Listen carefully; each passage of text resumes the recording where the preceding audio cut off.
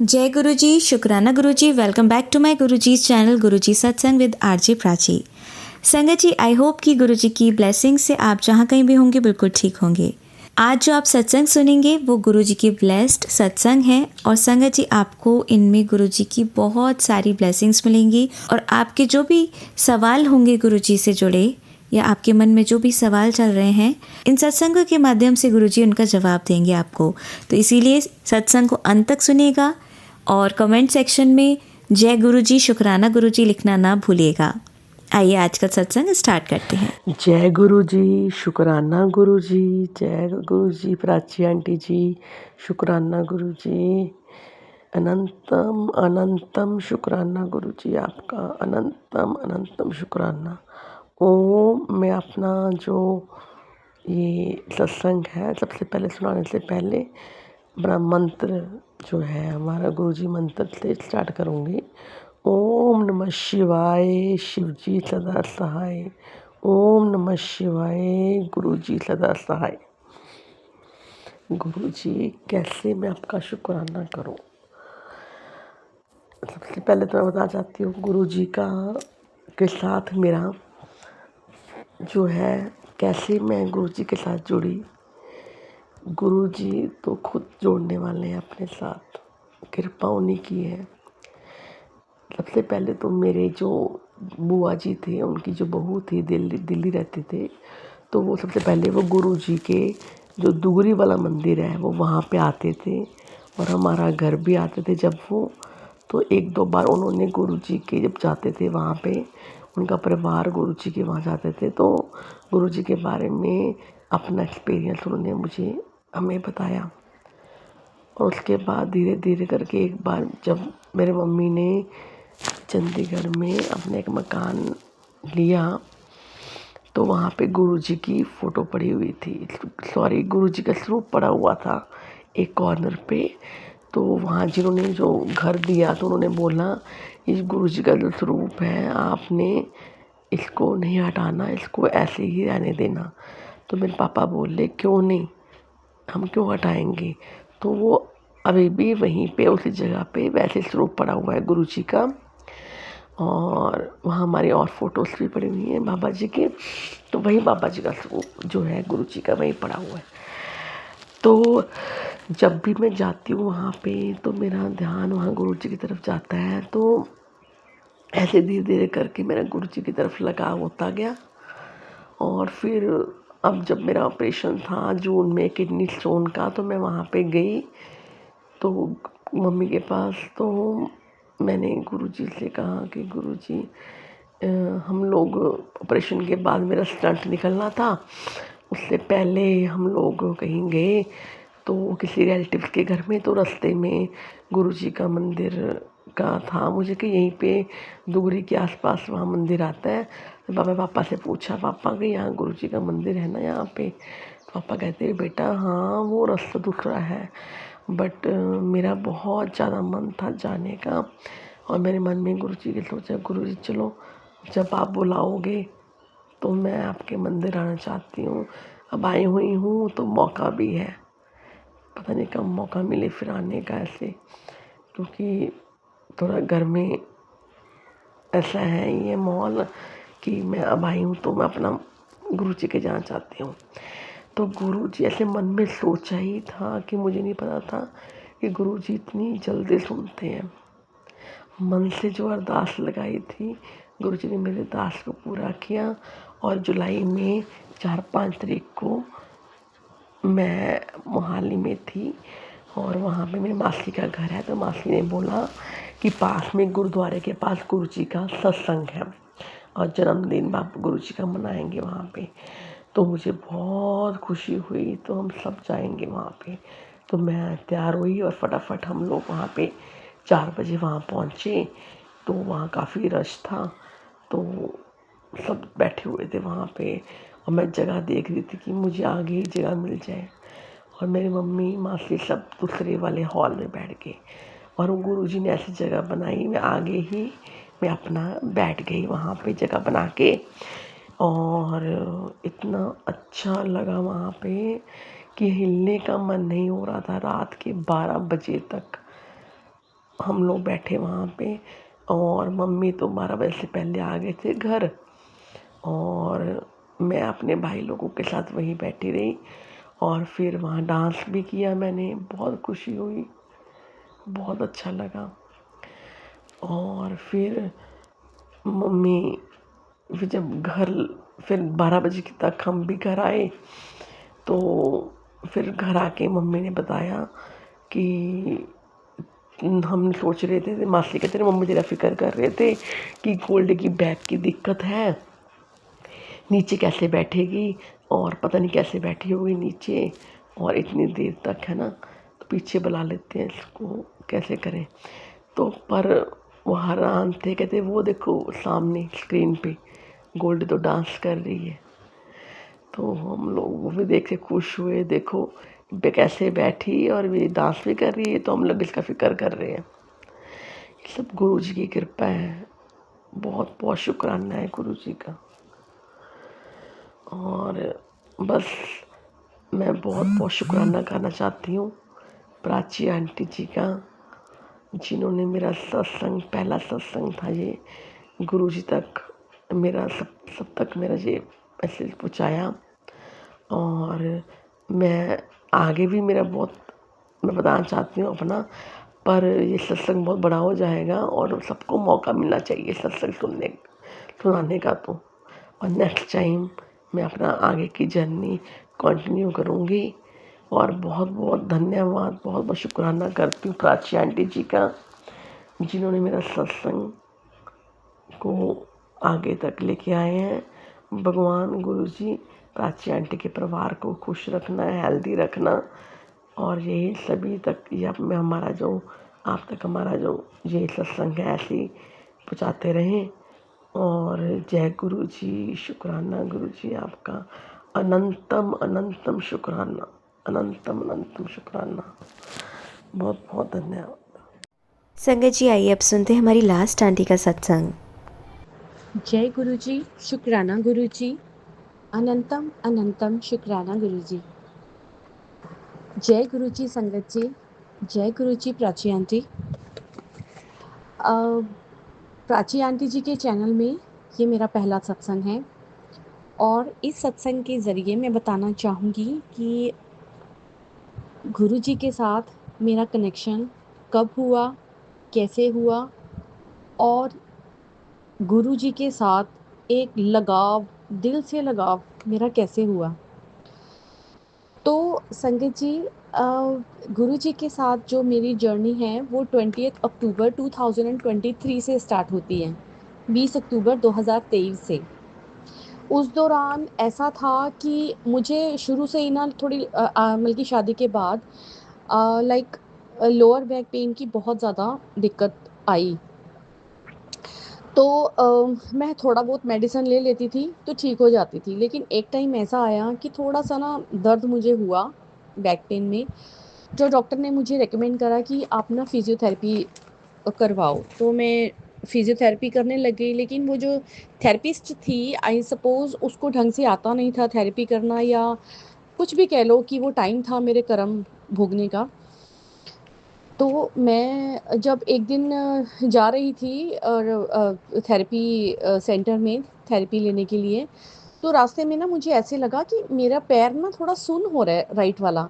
तो मुझे समझ में नहीं आया कि मेरा पैर चलते-चलते क्यों एकदम से लमनेस आ रही है, क्यों ऐसा हो रहा है। तो ख़ैर मैं फिज़ियोथेरेपिस्ट से घर को आती हूँ जब थेरेपी लेके, तो एकदम से ही ना जो मेरी पिंडलियाँ हैं ना वो एकदम से वाइब्रेट करने लग जाती हैं। मतलब एकदम से ना तड़क-फड़क स्टार्ट हो जाती है। ये जो वेन्स होती हैं, अपनी नसें होती हैं, वो एकदम से ना फड़-फड़, फड़-फड़ करनी शुरू हो जाती हैं। तो मैं अपने हस्बैंड को बोलती हूँ, "अरे देखो ना, मेरी पिंडलियों की नसें कैसी फड़-फड़, फड़-फड़ कर रही हैं।" तो और ऐसा लगा कि पिंडलियों में जितनी भी नसें थी ना संगत जी, वो सब फड़कने लग गई मेरी एकदम से ही। तो वो एक्सपीरियंस मेरा फर्स्ट था और मुझे पता भी नहीं था कि ये क्या चीज़ हो रही है। और हम लोग डिनर करके सोए, मैं, मेरा बेटा और मेरे हस्बैंड। तो जब मैं रात को वॉशरूम उठी तो संगत जी मेरे से उठा ही नहीं गया। उठा ही नहीं गया इन द सेंस कि मैं वॉशरूम तक गई तो मेरी पिंडलियों में ना एकदम से सीवियर पेन, आप एक एक हाई पिच पे लगा लो कि भी जितना आप एक लेवल सोच सकते हो ना पेन का, उतना लेवल मेरे उस पिंडलियों में मेरा दर्द स्टार्ट हो गया। मैं एकदम से ही फटाफट से आई, क्योंकि 3 बजे मैं किसको उठाती और किसको परेशान करती। तो मैं चुपचाप से सो गई, पर मुझे तकलीफ़ बहुत हुई, तो मैं सो गई।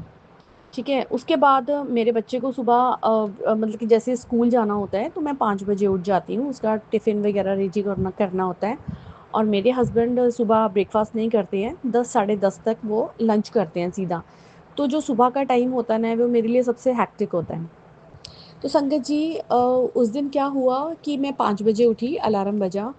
तो मुझे लगा कि भी मेरे दर्द अभी जो अर्ली मॉर्निंग में था 3 बजे, वो अब ख़त्म हो गया है, अब नहीं होगा। लेकिन मैं जैसे ही उठ के ड्राइंग रूम में गई, मेरा दर्द फिर से स्टार्ट। मैं दम से सोफे पे बैठ गई। मैंने अपने हस्बैंड को ऊंची ऊंची आवाज़ें लगाई। मेरे हस्बैंड आए, बोलते क्या हुआ? तो मैंने बताया, मैंने कहा मुझे बहुत ज़्यादा पेन हो रहा है, मैं बर्दाश्त नहीं कर पा रही हूँ, बहुत ज़्यादा पेन हो रहा है। और संगत जी, अगर मैं लेट जाऊँ तो मेरा दर्द मिनटों में गायब, और अगर मैं खड़ी हो जाऊँ तो मेरा दर्द एक बहुत ज़्यादा सीवियर हो जाता था। तो मैंने अपनी जेठानी को बोला, वो नीचे फ्लोर पे रहती है और फर्स्ट फ्लोर पे मैं रहती हूँ। तो मैंने उनको बोला कि बेटे के लिए टिफ़िन रेडी कर दो, उसका ब्रेकफ़ास्ट बना दो। तो मुझे थोड़ा-सा प्रॉब्लम हो गई है राइट लेग में, तो मतलब मेरे से खाना नहीं पकेगा। तो उन्होंने सारा ब्रेकफ़ास्ट बना के टिफ़िन रेडी करके मेरे बेटे को दे दिया। चलो बेटा स्कूल चला गया मेरी फ्रेंड्स के साथ, वो लेकर गई बच्चों को। उसके बाद मेरी फ्रेंड जब घर पे आई, तो मेरी जो हालत थी संगत जी, वो वर्स्ट से भी वर्स्ट थी। मैं रो रही थी और मेरे दिमाग में खाली एक ही बात चल रही थी कि मैं अभी बेड पे ही रहूँगी सारी ज़िंदगी। मैं लेट नहीं, सिर्फ़ लेट रही हूँ तो मैं ठीक हूँ, लेकिन मैं जैसे ही चलना स्टार्ट कर रही हूँ, इवन बैठना भी स्टार्ट कर रही हूँ, तो मेरी दर्द से हालत ख़राब हो रही है। तो संगत जी, बहुत तकलीफ़ हुई। तो मेरे हस्बैंड यहाँ के जो फ़ेमस डॉक्टर हैं, उनके पास गए। अजय ठक्कर हैं डॉक्टर, वो स्पाइन स्पेशलिस्ट हैं। तो संगत जी, वो उनके पास जाते हैं, तो वो बोलते हैं कि भी पहली बात तो आप पेशेंट को लेकर आइए, और मेरे पास लाने से पहले एक बार उसका ना एमआरआई करवाइए। तो मेरे हस्बैंड ने मुझे घर पे आके बोला कि कल ना एमआरआई सेंटर चलते हैं और तेरा एमआरआई करवानी है। तो एमआरआई के बारे में संगत जी बहुत सुन रखा है कि बहुत आवाज़ें, मतलब बहुत मतलब स्कैरी होता है। तो मैं रोने लग गई। तो बहुत रोई। इसी दौरान मुझे चंडीगढ़ से मेरी फ्रेंड का फ़ोन आता है। मैं चंडीगढ़ को बिलॉन्ग करती हूँ, लेकिन शादी मेरी मुंबई में हुई है। तो संगत जी, मेरी फ्रेंड का फ़ोन आता है, तो अब वो मुझे बोलती है कि भी हाल-चाल पूछने के लिए कि कैसी है ये वो। तो मैंने उसको रो-रो कर अपना सारा बता दिया कि भी ऐसे-ऐसे। तो उसने मेरे को बोला कि पूजा देख, मैं तेरे को सिर्फ़ एक ही बात बोलूँगी, तुझे विश्वास करना है कर, नहीं करना तो तेरे ऊपर है, लेकिन मेरे कहने पे एक बार तू गुरुजी के महामंत्र का जाप कर। तो मैंने बोला, अभी कौन से गुरु? तो वो बोलती, मैंने गुरु को ना एक गुरु जी का नाम लिया हुआ है, मैं उनको बहुत मानती हूँ, तो तू उनका नाम ले, तो उनका मंत्र जाप कर। ज़्यादा मतलब ज़्यादा बड़ा मंत्र नहीं है, तू चलते हैं कभी भी कर सकती है, छोटा-सा मंत्र है। तो उसने मेरे को मंत्र दिया, तो पहले दिन तो मैंने अवॉइड कर दिया, मतलब मुझे एज़ सच कुछ लगा नहीं। और संगत जी, इससे पहले ना मुझे गुरुजी के इंस्टाग्राम पे बहुत सारे मैसेजेस फ्लैश होते थे, लेकिन मैं आगे स्क्रॉल कर देती थी या खाली कमेंट्स पढ़ती थी। और संगत जी, मैं झूठ नहीं बोलती, 1-2 कमेंट कर पढ़ने के बाद मैं कोशिश करती थी कि कोई ऐसा कमेंट मेरे को मिल जाए जिसमें लोगों ने ना थोड़ा उल्टा-सीधा बोला हो कि अरे कुछ नहीं है, ऐसे-वैसे कुछ ऐसा कुछ भी। मैं माफ़ी चाहूँगी संगत जी आपसे और गुरु महाराज जी से और प्राची आंटी आपसे भी। तो मैं अपना स्टेट ऑफ माइंड बता रही हूँ उस टाइम पे कैसा था। तो नेक्स्ट डे उसका फिर से कॉल आता है, तो फिर वो मेरे को बोलती है कि पूजा प्लीज़ मंत्र जाप कर, तू कर। तो संगत जी, मैं कुछ सोच के मैं पहले तो गुरुजी को नमस्कार करती हूँ लेटे-लेटे, और मैं मंत्र जाप स्टार्ट कर देती हूँ, रोती रहती हूँ, और फिर मैं गुरुजी को बोलती हूँ, गुरुजी प्लीज़ कुछ करो, अगर आप बल्कि सच्ची में हैं तो मतलब कि मेरी हेल्प करो, मैं बहुत ज़्यादा बुरी कंडीशन में हूँ, मेरे दिमाग में 100 विचार आ जा रहे हैं, और सारे विचार में कोई भी थॉट मेरा ऐसा नहीं है जो पॉजिटिव हो, सब नेगेटिव थॉट्स आ रहे हैं। तो उसके बाद क्या होता है संगत जी, मैं डिनर करती हूँ और मैं सो जाती हूँ। नहीं, सॉरी, अगले दिन मैं एमआरआई के लिए जाती हूँ। तो एमआरआई बहुत मुश्किल से मैं नीचे उतरती हूँ सीढ़ियाँ, बहुत मुश्किल से मैं ऑटो में बैठती हूँ, बहुत ही ज़्यादा मुश्किल में मैं उस सेंटर में पहुँचती हूँ और मैं एमआरआई करवा के घर पे आती हूँ। और नेक्स्ट डे हम लोग डॉक्टर के पास जाते हैं और डॉक्टर वो एक डॉक्टर को दिखाया, उसने भी ऑपरेशन बोला, सेकंड को बताया, उसने भी ऑपरेशन बोला। तो हम लोग थर्ड डॉक्टर के पास गए, अजय ठक्कर के पास। तो उन्होंने बोला कि भी वैसे तो ऑपरेशन ही बनता है क्योंकि इनका कार्टिलेज जो है वो पूरा बाहर निकला हुआ है और उसने नसें दबाई हुई हैं आपकी लेफ्ट लेग की, उसकी वजह से आपको लमनेस है और सीवियर पेन है कहते। तो मेरे हस्बैंड एक दूसरे को देखने लग गए, तो मेरे तो वहीं पर ही रोना स्टार्ट हो गई। तो मेरे हस्बैंड बोलते कि ऑपरेशन के अलावा सर अगर कुछ दूसरा, तो वो बोलते हाँ एक है, उनको मेडिसिन लेनी पड़ेगी और 3 महीने कम से कम रेस्ट करनी पड़ेगी। तो हमने सोचा कि भी चलो मेडिसिन और रेस्ट ही ठीक है, 3 महीने कोई बात नहीं, जनवरी फरवरी तक हो जाएंगे। और संगत जी क्या होता है कि फिर चलो मैं घर आती हूँ, खाना खुना खाते हैं, मेडिसिन लेती हूँ। तो ऐसे ही ना मैं अपने हस्बैंड को बोलती हूँ, जो मैं क्या मैं अपने हस्बैंड को बोलती हूँ कि मुझे ना गुरुजी के मंदिर जाना है। तो ये बोलते अभी ये कौन से गुरुजी हैं आपके, कौन से गुरुजी हैं और कभी कभी बने ये तेरे गुरुजी। मैंने कहा अभी मेरी फ्रेंड ने मुझे गुरुजी का मंत्र जाप दिया था, ऐसे ऐसे मतलब हमारे में क्या बोलते हैं, किसी को बोलते हैं ना कि वे कौन से गुरुजी जो पूछते हैं। तो मैं सीधा उनको बोलती हूँ शुक्राना वाले गुरुजी, तो वो सब समझ जाते हैं, अच्छा अच्छा वो वाले गुरुजी, उनकी तो बहुत मान्यता है। तो मैंने अपने हस्बैंड को ऐसे ही बोला कि भी वो शुक्राना वाले गुरुजी हैं, डुगरी में मतलब उनका महास्थान है और छतरपुर में उनकी समाधि है। तो मतलब ये दो बहुत पवित्र जगह हैं। तो मैं ना दिल्ली जाने की बात कर रही हूँ और ना मैं डुगरी, तो मुझे यहीं पर ही मुंबई में ही लेकर चलो। तो उन्होंने कहा मेरे पास तो कोई एड्रेस नहीं है, मैं तो जानता ही नहीं हूँ गुरुजी कौन है। तो मैंने उनको बोला कि आपके पास आने से पहले मैंने मतलब गूगल सर्च किया है, यहाँ पे कहीं गोरेगांव है, वहाँ पर गुरुजी का आश्रम है, तो मुझे जाना है तो जाना है। तो मेरे हस्बैंड ने मेरी कंडीशन देखी, तो उन्होंने बोला तू कैसे जाएगी पूजा, गोरेगांव पास में नहीं है, गोरेगांव बहुत दूर है और वो जो रास्ता है बहुत खड्डे खुड्डे वाला है, मतलब वो एरिया ना थोड़ा सा मतलब जैसे मुंबई सिटी से थोड़ा सा हटके पड़ जाता है, जैसे कबीला टाइप होता है ना, वो वैसा वैसा एरिया है थोड़ा सा। तो मैंने कहा कोई बात नहीं, मैं चल पड़ूंगी। तो वो बोलते कि तू जब एमआरआई में गई थी तब तू पूरे तरीके से ऑटो में नहीं बैठी थी। और संगत जी सही में मैंने अपनी दोनों कोहनियाँ जो है ना सीट के पीछे, पूरा प्रेशर कोहनियों पे था और मैं सीट पे मैं बैठी नहीं थी, अपने आप को हवा में ही रखा हुआ था, क्योंकि मैं सीट पे जैसे ही अपने आप को बिठाती थी ना तो मेरे लेग पेन स्टार्ट हो जाता था। तो मैंने कहा मैं चल पड़ूंगी। तो बोलते ठीक है, सुबह फिर आई थिंक मंडे था शायद से, मुझे याद नहीं है। तो हम लोग ना उन मेरे हस्बैंड ने बोला कि अभी खाना खुना खा के सो जाओ, ठीक है ले चलूँगा सुबह। तो संगत जी मैं रात को सो गई। तो नहीं सॉरी, मेरे हस्बैंड ने मुझे बोला कि भी गोरेगांव तो बहुत बड़ा है, तो कहाँ पे एड्रेस क्या है, पूरा एड्रेस बता प्रॉपर। मैंने कहा मुझे ये नहीं पता, गूगल में भी खाली गोरेगांव लिखा हुआ है, ऐसा कुछ नहीं लिखा। तो हम लोग चलेंगे, किसी से पूछ लेंगे गोरेगांव में गुरुजी का आश्रम कहाँ पे है, लोग जानते ही होंगे, मंदिर है, मंदिर तो मतलब सब जानते हैं। तो वो बोले ठीक है चलो। तो संगत जी मैं रात को सोती हूँ और सपने में ना मुझे ना कुछ ऐसा दिखता है कि बड़ा बड़े ना मेरे को 7+7 दिखाई देता है। नहीं नहीं, 7 इज इक्वल टू 2, नहीं ये भी नहीं, मतलब बड़े बड़े ना, बड़े बड़ा मेरे को ना 18 नंबर दिखाई देता है।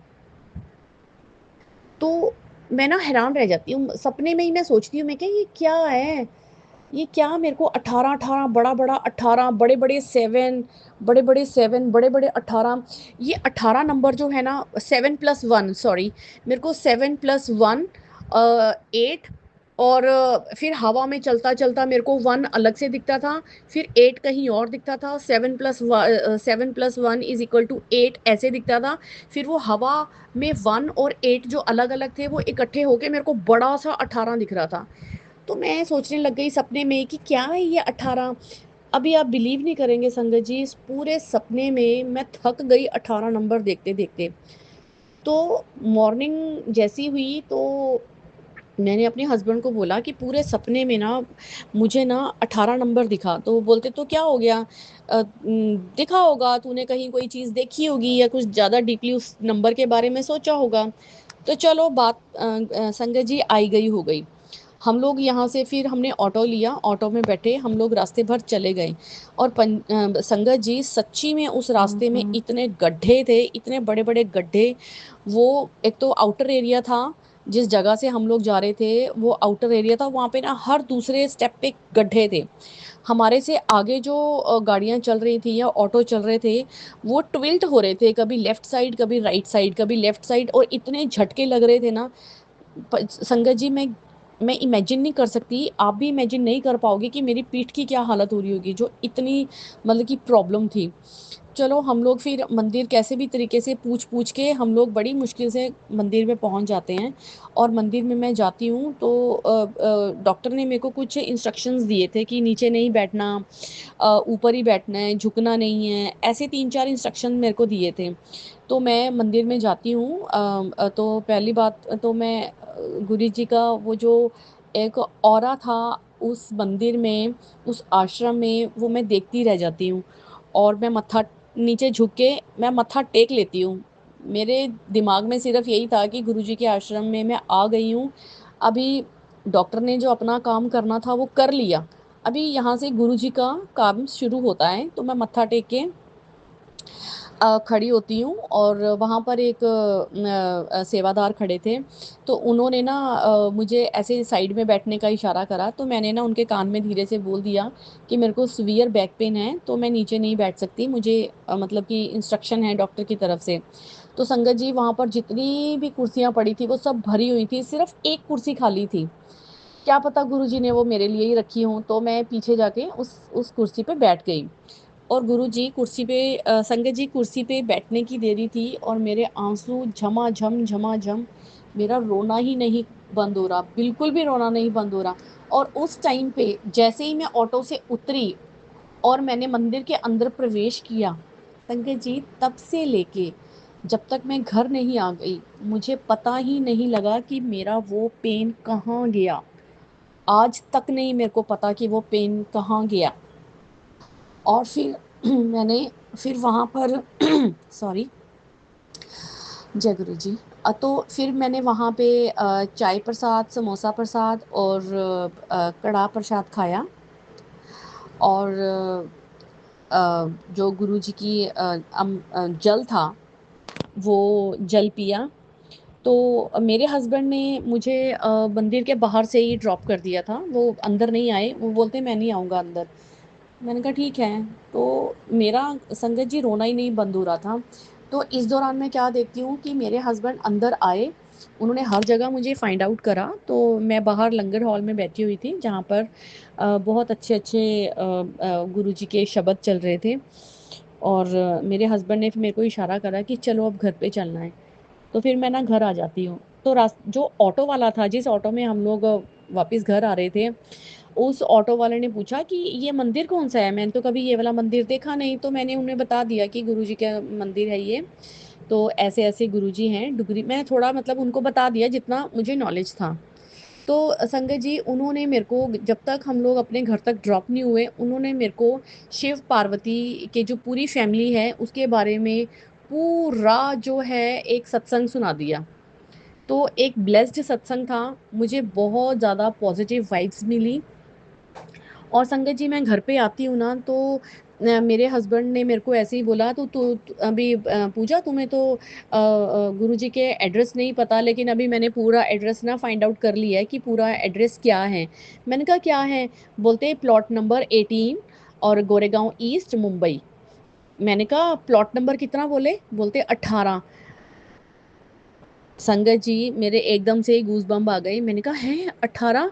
मैंने कहा आपको याद है मॉर्निंग टाइम में मैं आपको क्या बोल रही थी कि पूरे सपने में मैं थक गई हूँ 18 नंबर देखते-देखते और गुरुजी मेरे को अपना एड्रेस बता रहे थे संगत जी कि प्लॉट नंबर 18 है, कहीं भटकना नहीं, कहीं जाना नहीं, सीधा मेरे प्लॉट नंबर 18 में आना। संगत जी ऐसे हैं हमारे गुरुजी। जिस किसी को एड्रेस नहीं पता होता या हाँ, जैसे मुझे नहीं पता था, लेकिन मतलब गुरुजी ने इतने अच्छे भाव से, इतने पॉज़िटिव भाव से मुझे अपना एड्रेस बताया और संगत जी उसी टाइम मेरी आँखों से फिर आँसू निकले। मैंने फिर अपनी फ्रेंड को कॉल करा, उसका भी लख-लख शुक्राना करा कि मुझे गुरुजी के साथ जोड़ने के लिए अनंतम अनंतम शुक्राना।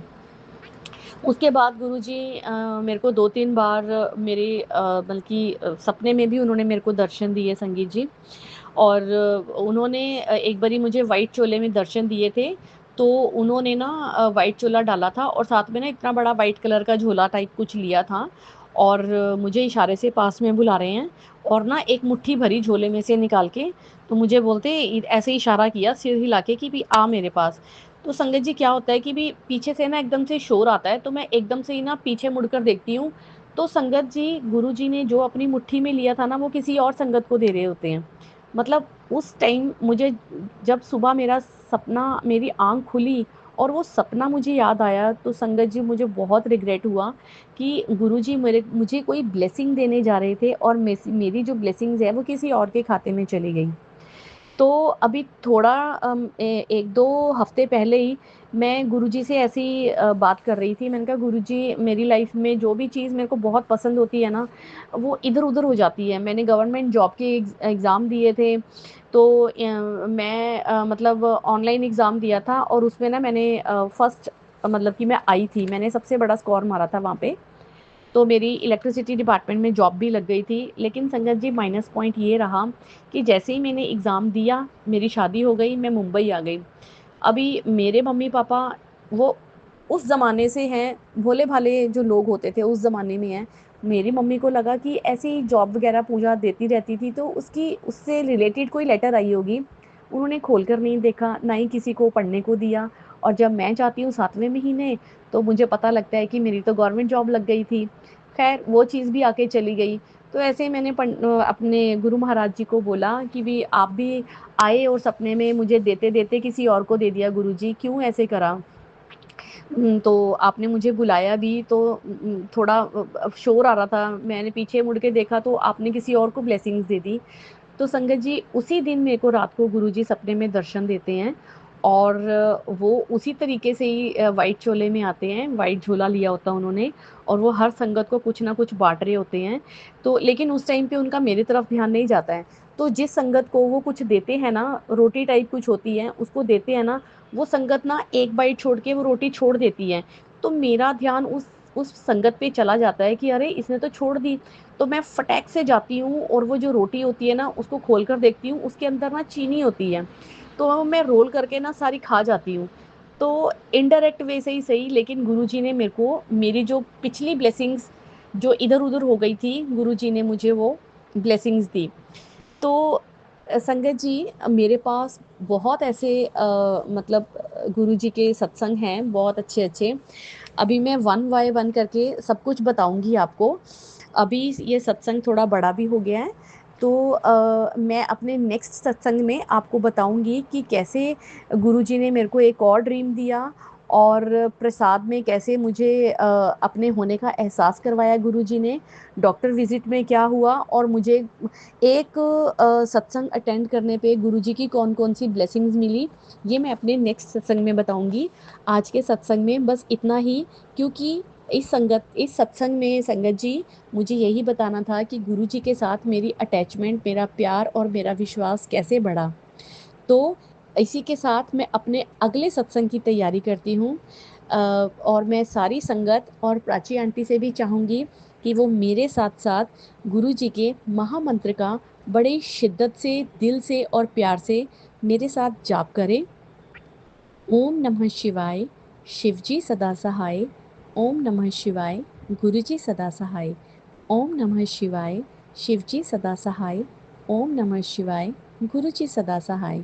जय गुरुजी, शुक्राना गुरुजी, अनंतम अनंत शुक्राना गुरुजी।